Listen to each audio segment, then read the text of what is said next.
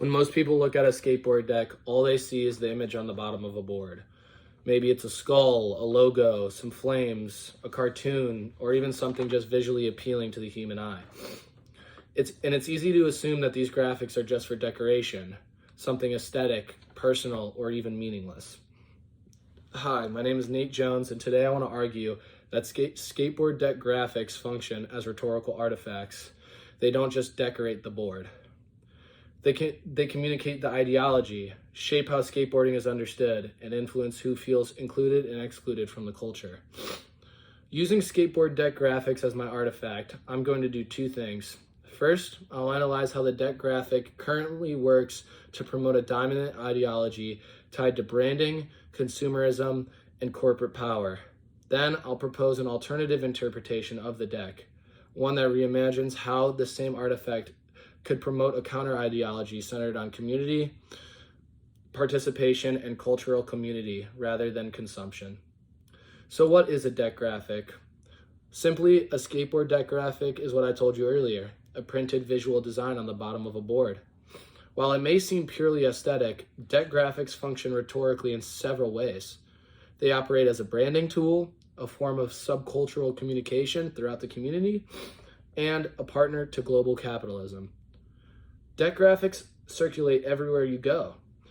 It could be a skate shop, video parts, a competition, street skating, and across all social medias. And while this is just simply for the skateboarding community, they are always visible. They become a widely read visual text and image within and beyond the skateboarding community. So in other words, a deck graphic doesn't just represent the culture, it helps define it. So how does a deck graphic become meaningful? To understand that, we have to look briefly into some context. And according to this academic study by GetRad, The Evolution of the Skateboard Deck, early skateboards were plain and just functional. Graphics were not the central part of the skateboarding community or the identity. Instead, the deck design evolved gradually alongside the sport and the culture itself, influenced by experimentation, borrowing, and community innovation rather than corporate planning.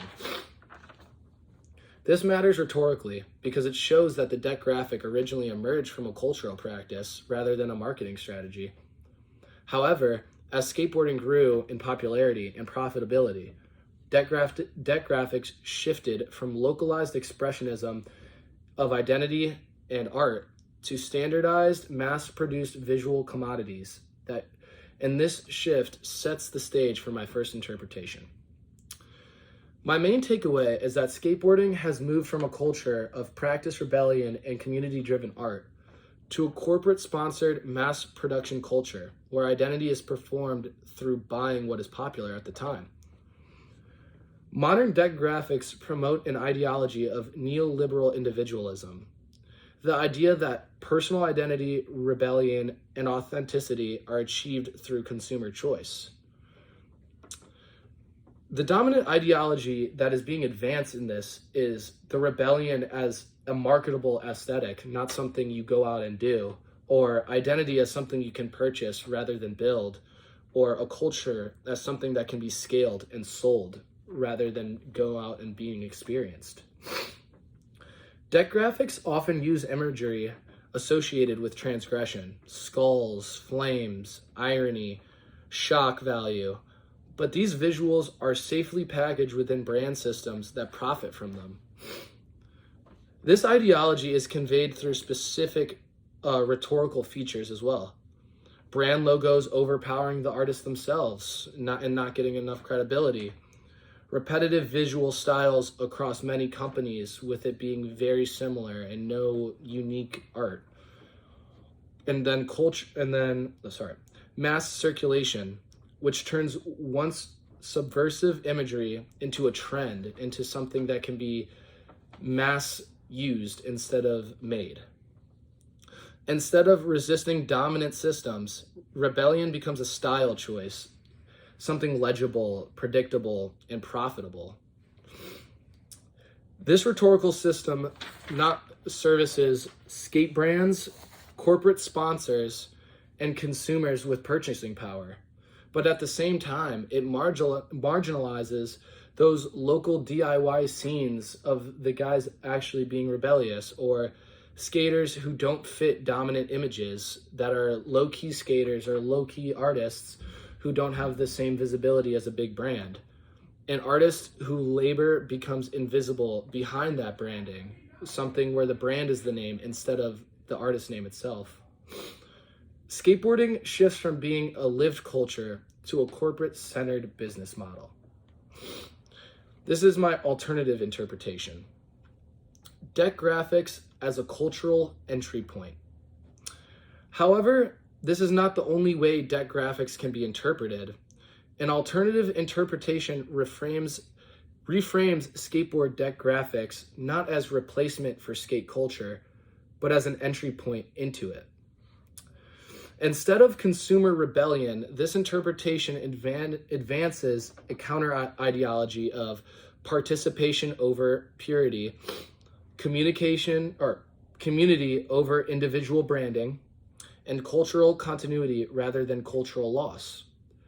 From this perspective, deck graphics do not end skate culture, they introduce people to it.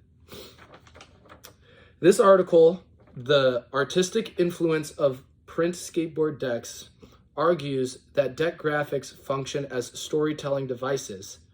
They reflect beliefs, social narratives, and personal identity within skateboarding rather than acting solely as advertisements.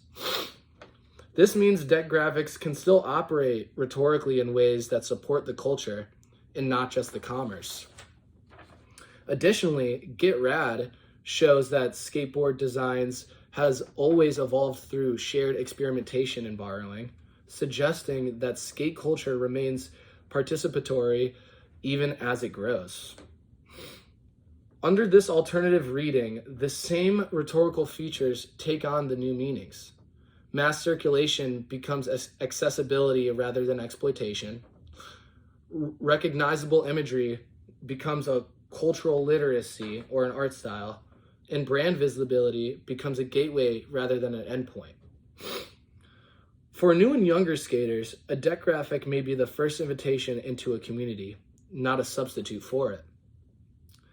And this alternative interpretation also helps explain how different audiences read the same artifact differently.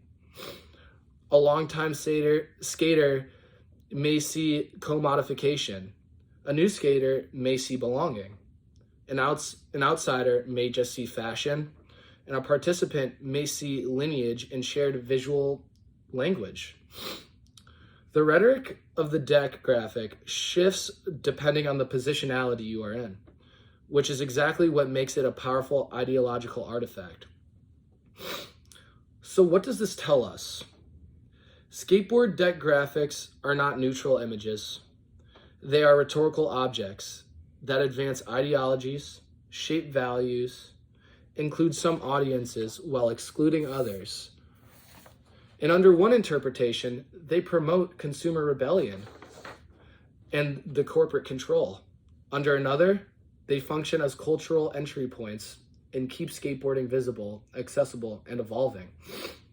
Ultimately, the ideological power of the deck graphic lies not just in what it shows, but in how it circulates, who reads it, and what values it invites us to perform. By critically analyzing this artifact, we can better understand how subcultures survive, adapt, and sometimes contradict themselves within dominant systems of power. Thank you.